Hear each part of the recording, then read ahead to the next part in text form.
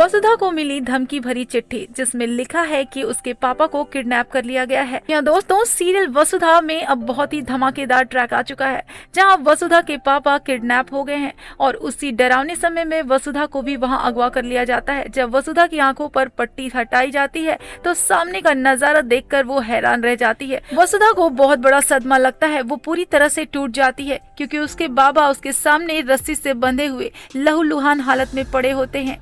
वसुधा का दिल पूरी तरह से टूट जाता है, वो चीखने लगती है, रो रो कर बेसुध हो जाती है क्योंकि जिस शख्स ने उसे सबसे ज्यादा प्यार किया वही अब उसकी मदद के लिए बदहवास आंखों से देख रहा होता है। ये सब किसी और अजनबी की हरकत नहीं बल्कि ये काम नंदिनी के भाई का है। जब वसुधा और देव की शादी का सच सामने आता है तब नंदिनी का भाई इस रिश्ते को बर्दाश्त नहीं कर पाता और वो ठान लेता है कि वसुधा नंदिनी और देव के बीच में रोड़ा जरूर बनेगी। इसीलिए वो वसुधा के पिता को ही किडनैप कर लेता है और उन्हें रस्सी से बांध देता है। अब वसुधा को भी एक लेटर लिखता है और उसमें धमकी देता है कि अगर उसने देव को नहीं छोड़ा तो फिर वो अपने पिता को भूल जाए। उसके पिता के सीने में वो 6 गोलियां उतार देगा। और अब नंदिनी का भाई बड़ी बेरहमी से वसुधा के पिता को भी टॉर्चर करना शुरू कर देता है ताकि वसुधा पर दबाव बना सके।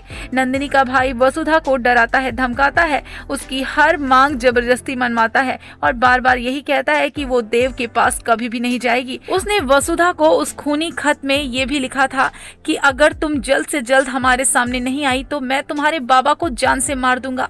और इस खौफनाक धमकी की वजह से वसुधा का रूह तक हिल जाता है। वसुधा की आंखों में आंसू निकलने लगते हैं और बाबा की तकलीफ उसकी बेबसी और उसकी बाध्यता बन जाती है।